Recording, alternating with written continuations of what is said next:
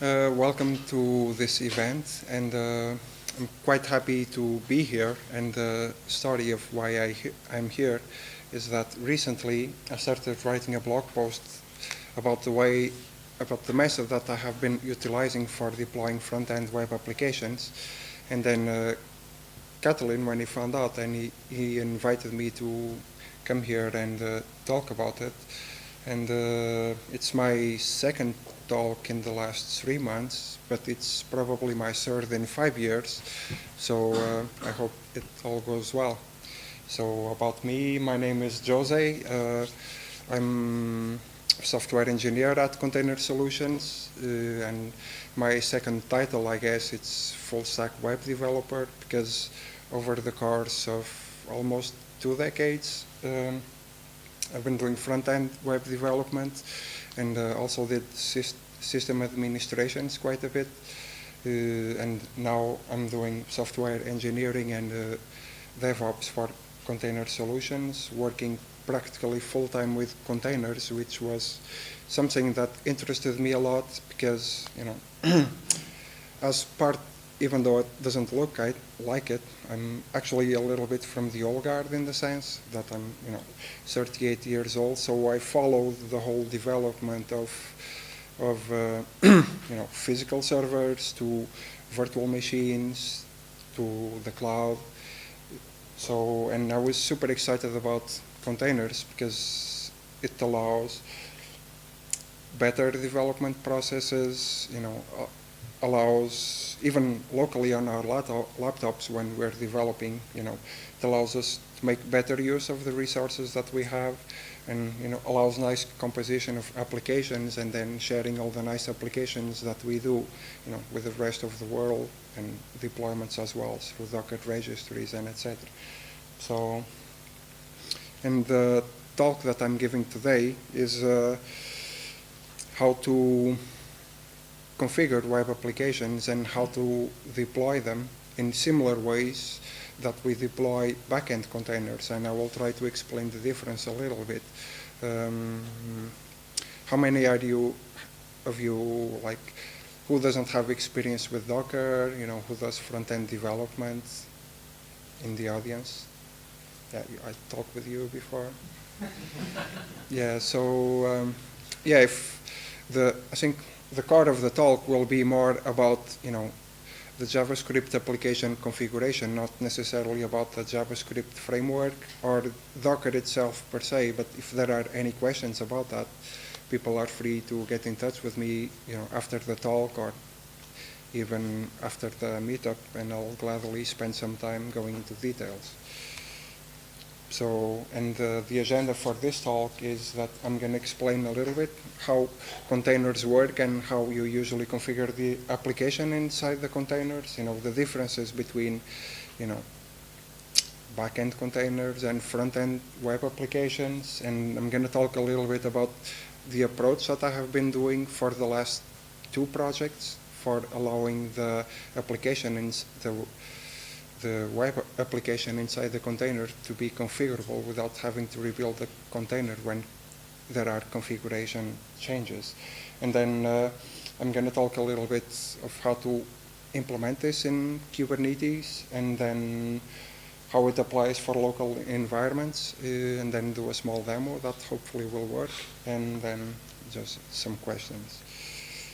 And so my experiences deploying web applications have been a few, and these days, single-page web applications are pretty popular, and it's the right way to do things, but there was a time where web applications were rendered in the server side with PHP applications, Django, Java, and there wasn't that much of a configuration problem back then because you could generate the configuration dynamically in the back end. But these days, usually the front end is separated from the back end services. So, and usually the front end web application is a single page web application. It means that there's some index.html and there are JavaScript assets, and then the web application connects to the data by using REST APIs or GraphQL or things like that. Sorry? Sorry? I love GraphQL. Yeah, I haven't had experience with it, but I've read a little bit, and there's some advantages. And so this separation of concerns means that the front-end web application needs to be configured to know which API endpoints to connect to. Usually, if it's a public web application, it must have some kind of telemetry, like New Relic. So Google Analytics or other analytics clients that need to be configured with the client ID or etc. And then usually when a company is developing a web application, they have several environments where the application is deployed. The developer's own laptop, development, staging, acceptance environments, production. Might be an application that should also support on-premises installation, so it will be installed on the private network of a client, and all of these environments might have specific configurations. And what I will try to talk about is how to deal with these configurations by re-implement these configurations by reusing the same Docker image without having to rebuild the assets every time the configuration changes. And I think there were a few people that might not have been familiar with Docker Compose. Can everyone see the source code? So this is a Docker Compose file. And I have this as an example of how we usually configure a backend service, for example, an API. For this particular example, we have a backend service, for example, a REST API, which connects to a database. And the most common method of configuring, for example, the database credentials in the API is by using environment variables. So the API process, when it starts inside the container, it reads specific environment variables for being able to create a database connection, and then being able to connect to the database. And if the configuration changes, if the password, instead of being secret_password, if it's changed to super secret password, we just need to restart the process, and the API will pick up the new configuration. And the premise of Docker images is that you build the image once, for example, our API service, and then we push it to a Docker registry, and then we can reuse that image and connect to any database just by changing the database credentials. So it's very reusable, and one of the advantages of using Docker. And so this talk will be about the method that I've been using, which is not any kind of novelty. I used it in the last 2, possibly 3 projects, and there was a friend of mine that also used this method, which gave me a little bit of confidence in that it wouldn't have any issues with it, and I became aware of other companies that also do this. And so how do client-side applications work? So the runtime of a web application is the web browser. So usually access the application on some web server or a CDN, and then the HTML and JavaScript gets loaded in the browser, and the application starts. So since the application runs in the browser, it cannot read configuration files or environment variables like a backend application can. And usually the source code of the web application is bundled, so all the JavaScript files are concatenated and minified together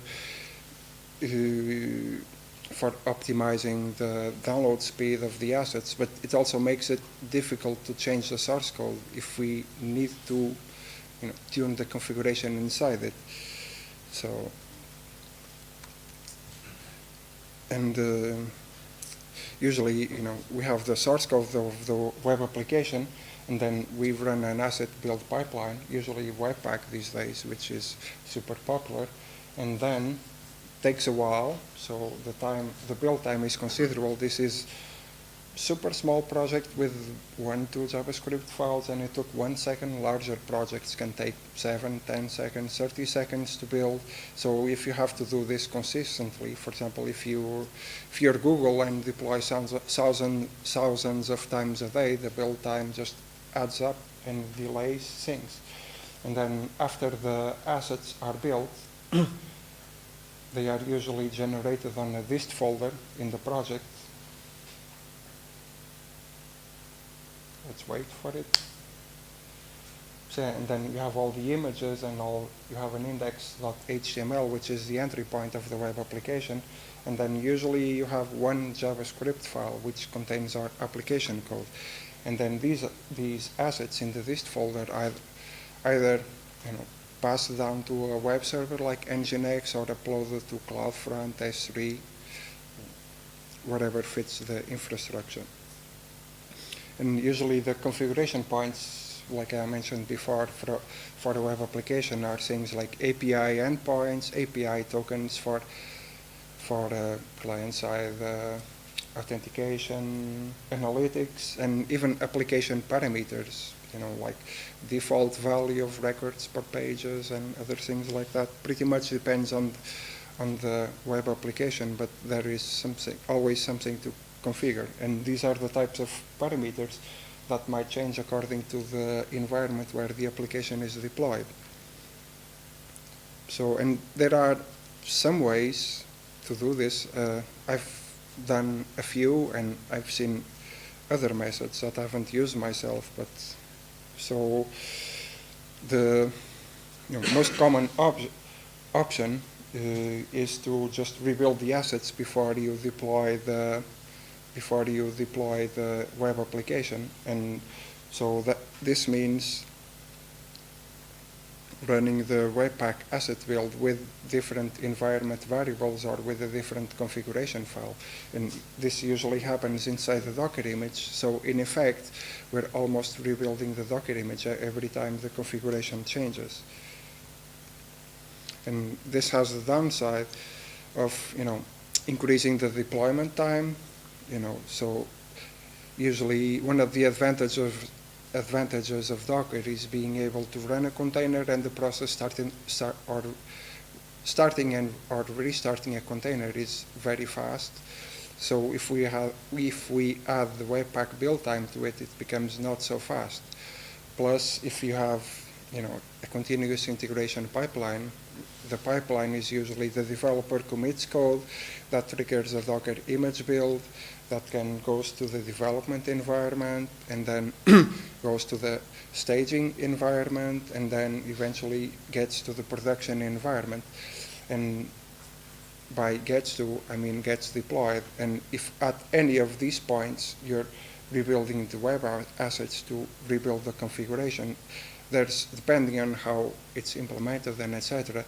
And even though the image build was already tested and maybe unit tests were executed, there's always a chance that at the end of the pipeline, the Webpack build might fail for some reason. Even though Docker gives you some hidden potency, something could go wrong.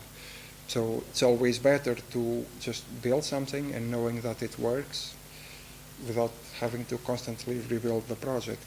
Plus, if you do a deployment and there's some bug in the application and you want to revert fast, let's say you do a deployment, let's say that the web application is a payment gateway, you do a deployment, there's a bug that's making people lose money, and then you want to roll back to the previous version. If it takes 7 seconds, depending on the conditions, can mean like €1 million in very extreme cases, or that the 7 seconds could imply that money is lost. So, but obviously this is an extreme case for small projects, not that much of an issue. So another method is to, if you have 3 environments which require specific configurations per environment, you can hard code the configuration and build 3 Docker images, which are basically the same source code, but just with a different configuration. And I don't think it's a good practice because It's still the same source code in the same 3 images. It adds clutter to the Docker registry daemon. And if you need a force environment, you need to publish a force image, and then it just becomes can become a little bit messy. And still, changing configuration implies rebuilding or creating new Docker images. So, and another option that came up recently that I didn't even remember is to not have the configuration inside the Docker image in the web application, but when the application gets loaded in the browser, it does a request to a known URL to load some JavaScript configuration file, which is generated in runtime. And I think I've done this in the past, like when I was working on Django web applications and things like that, but I never particularly like it because it also means that you do one extra request per web page. So if it's a small blog or something like that, it doesn't mind, but if it's a high traffic website like new.nl or something like that, if you have 1 to 6 million visitors per day, page loads, that's a lot of extra traffic that you're generating, which can be avoided. Plus, yeah, that also adds time to the application start, because the application will load in the browser, do a request to the config.js, handle it, and the whole, whatever the web application does, for example, Twitter, will have to wait for the configuration to be loaded before it can start doing things. So that adds time to the start of the application.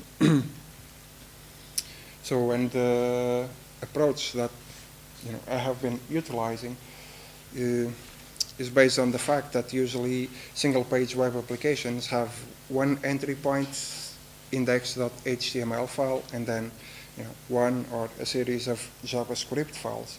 And the HTML is actually easy to rewrite, whereas the JavaScript not particularly. So what I have been doing is, whatever configuration points are needed in the web application, I add meta tags to it, to the index.html with some defaults, but it's not even required. It's just for being a little bit more explicit. And yeah, I add these meta tags to the index.html, and I do some changes to the JavaScript for reading the configuration by parsing the meta tags. And then during deployment, when I run the Docker container, I just run a script that reads environment variables and just rewrites these values on the index.html. This means that when the application loads in the browser, the config goes on the index.html instead of the JavaScript, and it works quite nicely. So configuration meta tags are added to the index.html.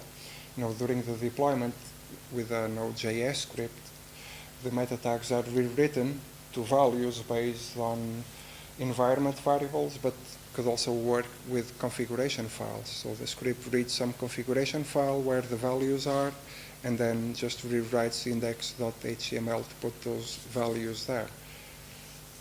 Yeah, and the JavaScript application needs to be ready to read configuration values from those meta tags before it starts or when it's doing something with those values.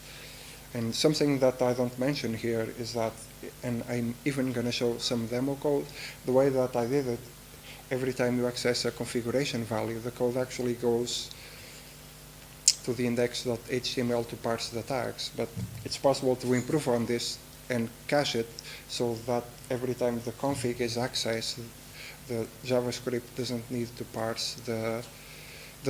to query the DOM to access the values themselves. That's an improvement point for next version. So I'm going to show some demo code and the way that I implemented it was just by creating a JavaScript module that abstracts how configuration gets into the application on the client side. So what I did was, and The framework that I'm using for the demo project was actually Vue.js. And in the Vue.js project, I created a loader.js, which what it does is, I basically created a function called getConfigValue, in which you specify, which configuration value you want to read, which would be like backend API URL or something like that. And first I check the process.env object to see if there is an environment variable with that key, and if there is no environment variable with that key name, I've returned the value based on the meta tags. And at the beginning of the talk, I mentioned that the client side, doesn't actually have access to environment variables and etc. But there is a time where it does, which is when the web application is running on the Webpack on the dev server, which is usually the Webpack dev server. In that case, you can actually configure the JavaScript application with environment variables, and this code supports both local development environments or when it's running in live clients. So that's why I do this variable precedence there. And then on the same JavaScript module, I added an index.js, which uses the loader utility code to export an object which has the configuration values, which in this case, and the demo project that I am using, it's something called microservice Doom, which is a small project that one of my colleagues at Container Solutions created for exemplifying microservices. So it has two Java services, which is the Doom state, which stores like the state of the Doom. I don't know if everyone knows Doom. It's the shoot 'em up video game. So there's a microservice that stores the state, so how many demons are in the game and what's their health. And then there's another microservice, which is the engine, which is actually responsible for shooting demons and things like that. And the client side accesses both. Accesses the state for being able to display the state of the game, and uses the Doom engine API for shooting demons, which is usually a good idea. So yeah, so this object contains the current application configuration, and then both the loader and the index.js, what they allow is that anywhere else on the source code where you need configuration values, you can just import the config and access the configuration value directly without knowing where it actually comes from, if from environment variables or somewhere else.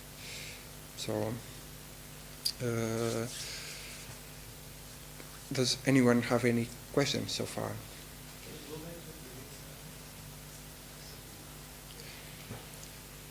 Yeah, go ahead.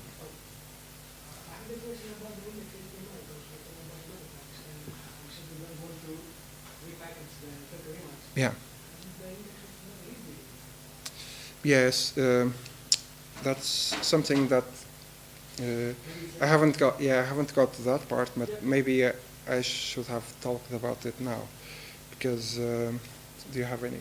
I want to see where is the get meta value function. I didn't see it. I omitted it just because of technical slide things, but I can show it here.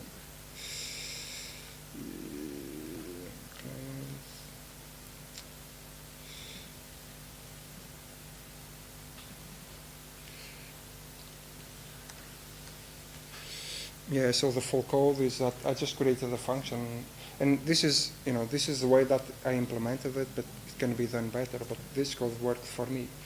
So yeah, there's a main function called getConfigValue that just returns the config value from somewhere, and I created another utility function for it uses the native DOM query selector for getting the meta property with that specific name. Yeah, this config file will get bundled with the rest of the application. Yeah, but this is the first thing you have to load on the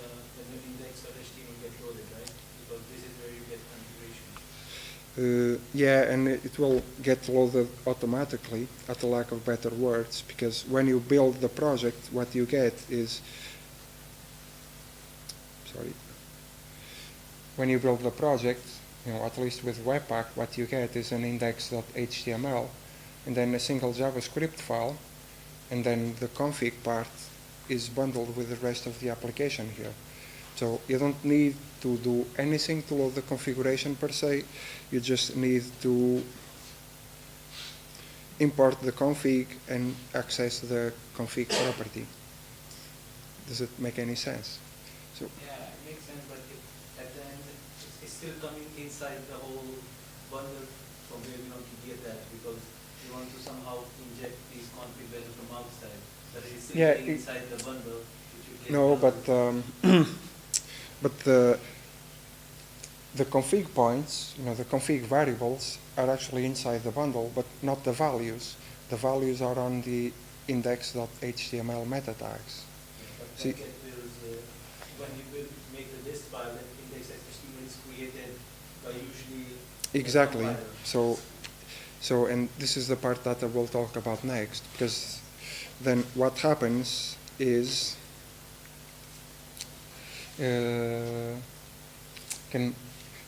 can you in the back see? I'm not sure if I can.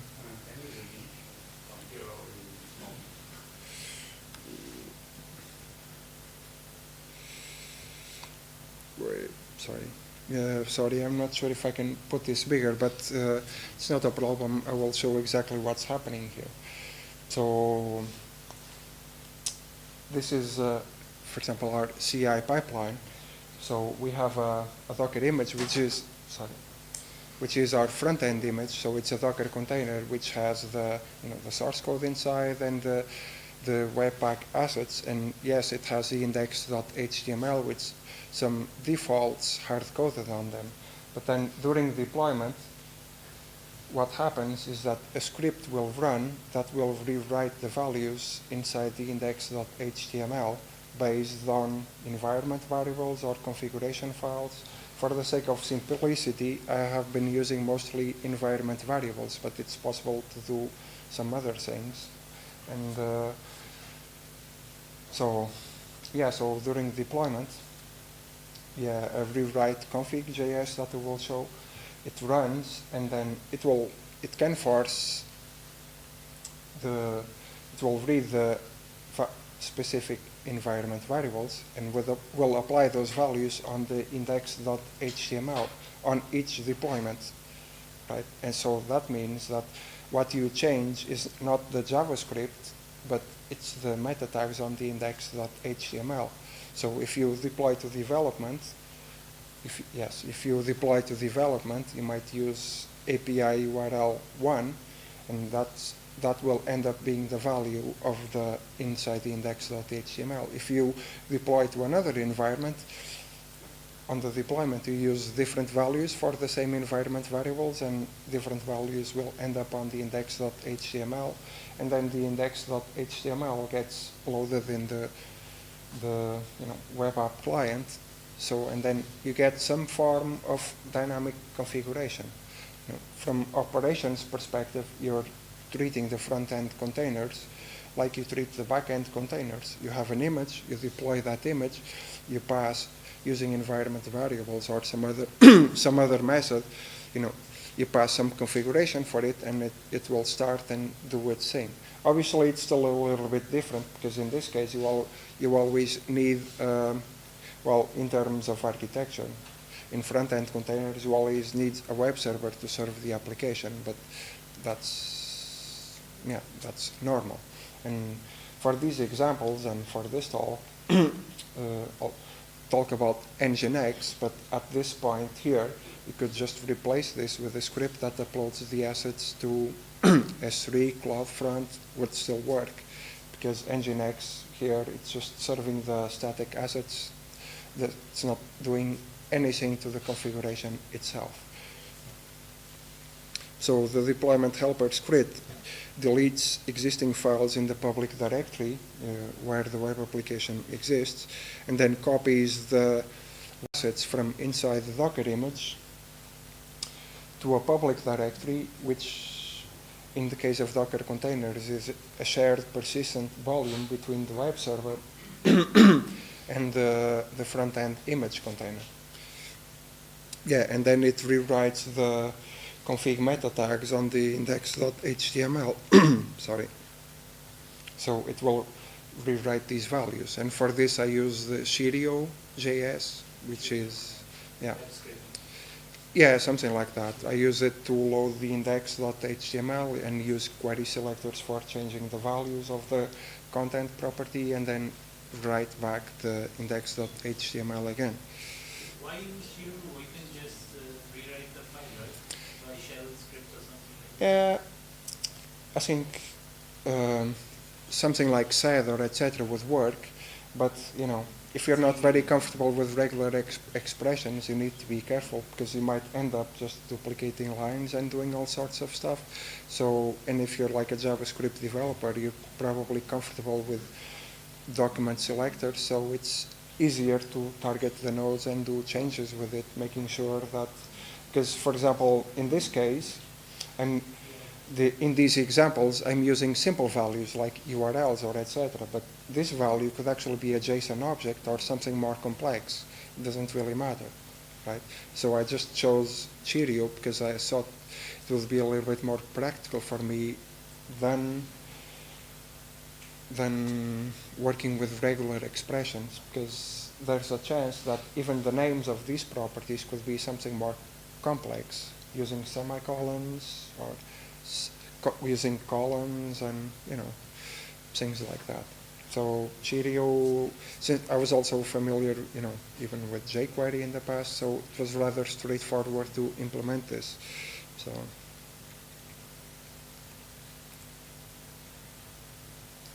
yeah, so and then the rewrite config.js, I use Cheerio, rimgraph, and a few other modules to rewrite the configuration on the index. And then the values that I use, I just read them from the environment, because the script actually runs in the shell, so it can access environment variables, configuration files. So, and who's not familiar with Kubernetes? Yeah, Kubernetes is an orchestration tool for deploying Docker applications. And I'm just going to show a small example of how you do this with Kubernetes, because the core of what needs to happen is that the container that will run and serve the application is not the front-end container, but it's Nginx. And after, or ideally before Nginx is started, you actually need to run this script for rewriting the configuration. And the way that you do this in Kubernetes is by using init containers. Init containers is the way of saying Kubernetes, you know, before you run these containers and keep them running, first run these Docker containers and run some commands on them and then start the real process.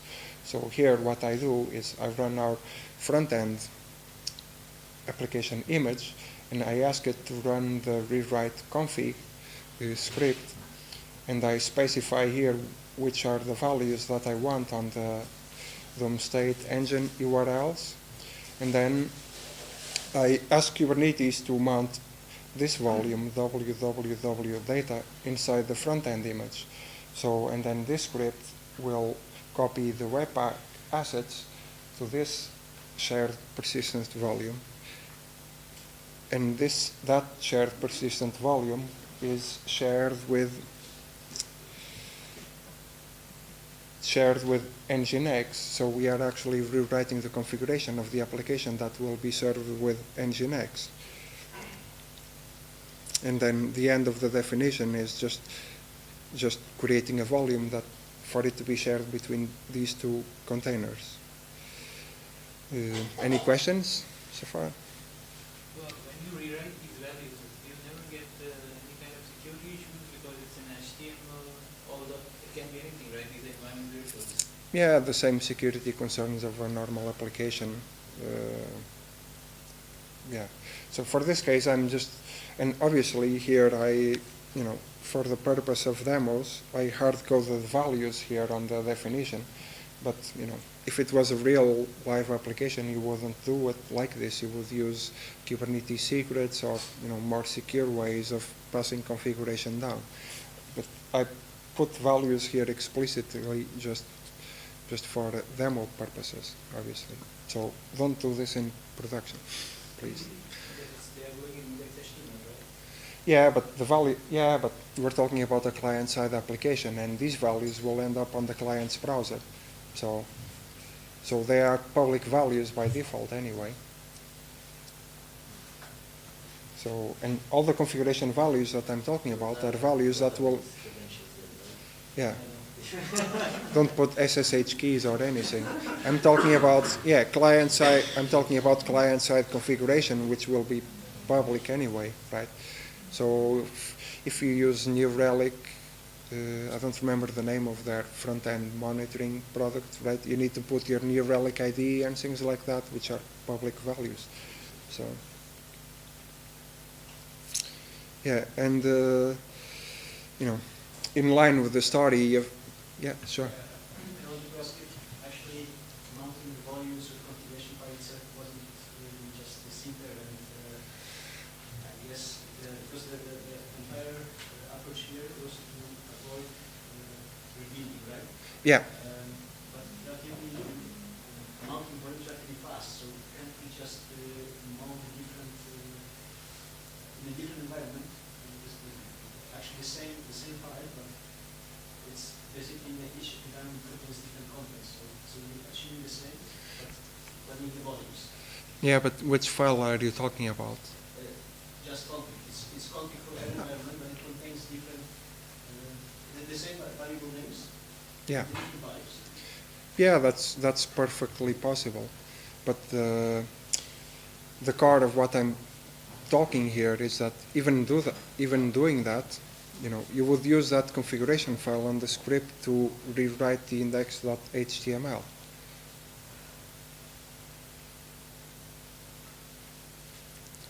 Or are you talking about having, the main JavaScript bundle and having a config.js and loading both on the web application? Or something like that? Yeah,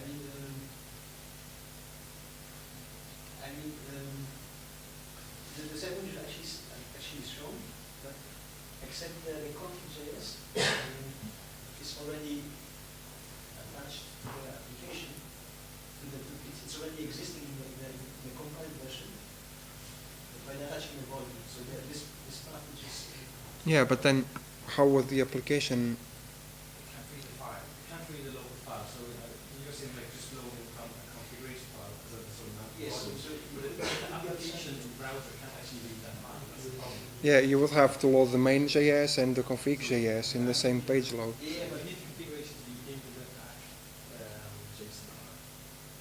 Yeah, but that's what will happen with the. Can we take it offline after presentation so that just Yeah, we can talk about it later because that was actually So in a single web-based application, if one sub-application is not loading due to some issue or something, so how are you ensuring that is not blank or new application comes in that place? because of configuration issues or something like that. So suppose you have a shopping page and you have suggestions sub-application and it is not loading because of some network issue or anything. So how are you ensuring you follow some pattern, chain pattern or something? How do you ensure that? Yeah, I guess you would have some kind of health check that after the deployment would check if the page loads, and if not, it will roll back to the previous version or something. So, and yeah, I'm not sure how much time I have left. Okay. Yeah, so, and continuing with the story of reusing the same, of building the Docker image once and running everywhere, the same configuration code and same Docker file can also be utilized for local development environments. So, and again, I will talk about Docker Compose, and I will do a small demo on it.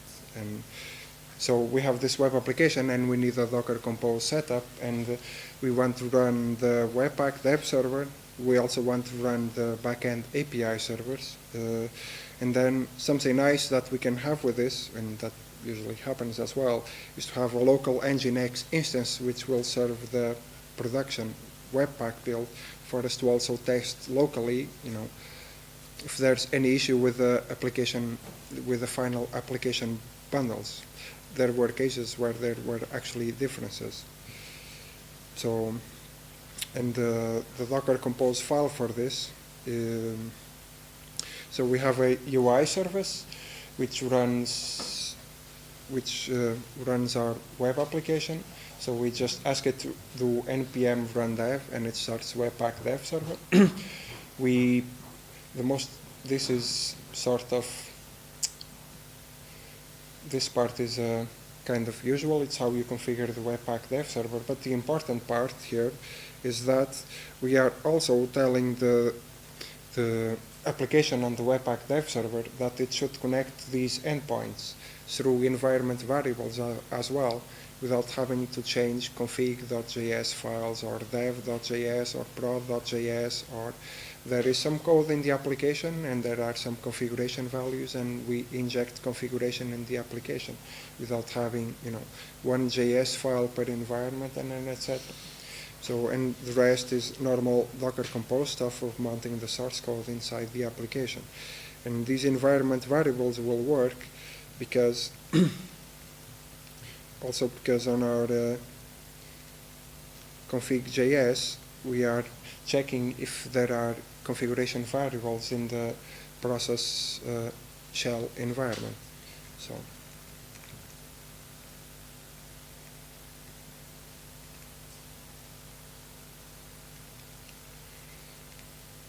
yeah, so apart from the normal Webpack development server, we have two images for the backend services, the engine and the state APIs, and they run on port 8081 and 8082. And then I usually add a service, which I call UI deployment, for testing the application rewrite, and this setup is similar to the production one. There's a shared data volume called www.data that is shared between this UI deployment container, which is still our front-end web application, and an Nginx instance that's on the next slide. And this script will do the same. We'll read these environment variables, we'll change the index.html on the minified, on the bundles, and then copies it to Nginx, and Nginx serves it from the root directory. Yeah, so we also have the Nginx service, and the important part here is that this www.data volume is mounted both on the Nginx and the front-end web app. And then, yeah, this is where we define our volume. So you can test locally how the production build looks like.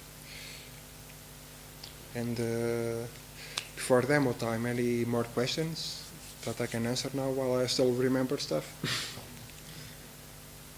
Can you quickly show the slide that showed how to use volume function? Yeah. And then anywhere in the source code you can show an example. Yeah, I can. Yeah, so I have the microservice DOM client here, and I have the source code here. There's the, this is actually on GitHub. I will post the links on the meetup later because I don't think I put it on the slides. So there's the get config and the get meta value, and the way that I use this, for example, on this application is,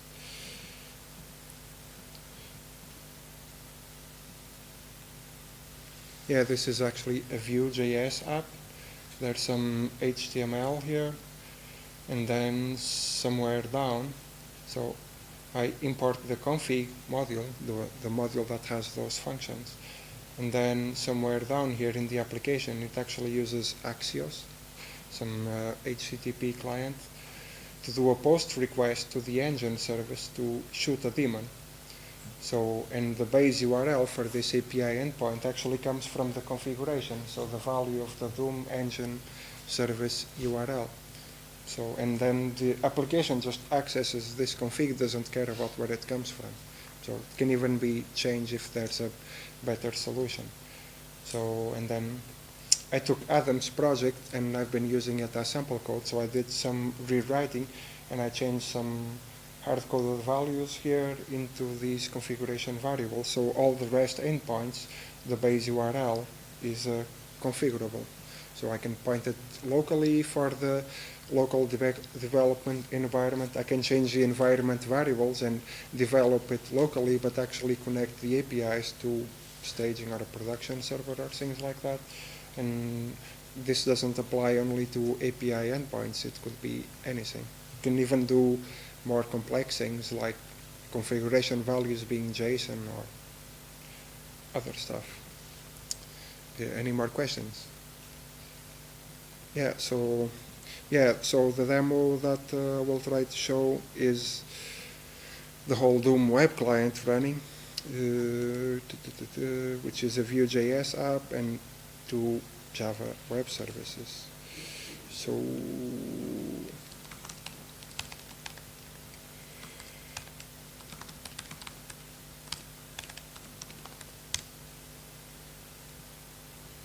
yeah, it's starting. Yeah, yeah, I have the Docker Compose, so UI service, the Doom engine, Doom state, the UI deployment script for testing, and then Nginx, which runs on port 8090. So if I go to Firefox,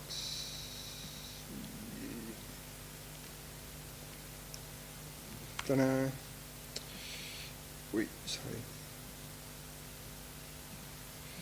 Yeah, if I go here to network, we'll see that it's connecting to the state on port 8082.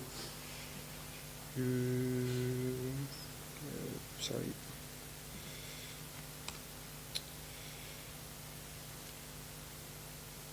And so, and the demo will be, I will change the ports in which the backend services run, and then I will change the configuration here. So I will ask it to connect to 908X, and this means that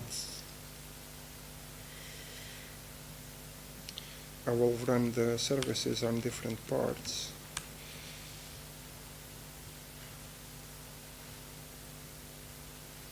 Here.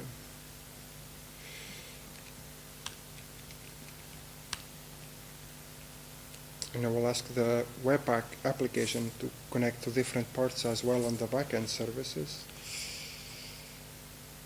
And I'll just restart the Docker container.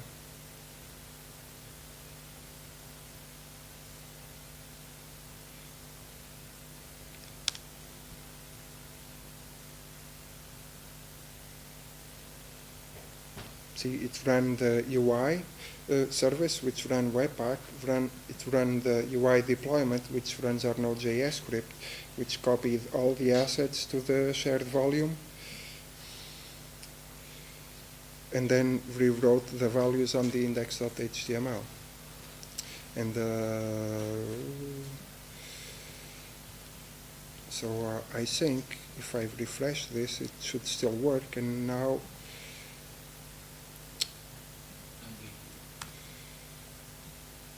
yeah, it's connecting to 98.2, and I didn't have to change any JavaScript source code. Can you show the source of index.html? Yeah. Not there from the browser. The source.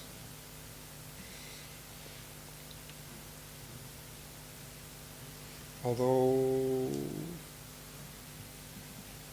yeah, this should be different, I right? think you have to do the hard refresh. Yeah, maybe it's caching maybe.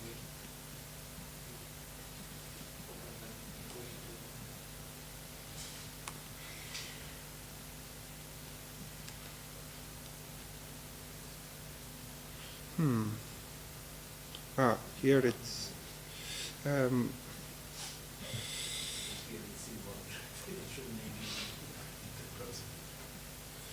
yeah, this one is 9082 1981, yeah.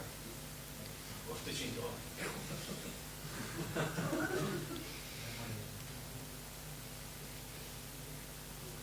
Yeah, and ultimate test is shoot some demons, which is pretty cool. Yeah, it's a simple web project, but I thought it was pretty cool. It's not mine, it's Adam Sanders from Container Solutions, and it was one of our front-end developers that did this whole Vue.js project for him. Yeah, shameless plug. I'm here because I was writing a blog article about it, and fresh from the press this morning I published it. So if you guys want to read a little bit more about it, but it's basically what I said. And yeah, like everybody else, we're hiring. Been working at Container Solutions for 6 months, and I can say that I'm happy with my job, and we're looking for more people to grow the team, and people are cool, and no big complaints so far. So if you're interested, and yeah, so I get in touch with me, Catalin, or just go to our website, and yeah, keep in touch.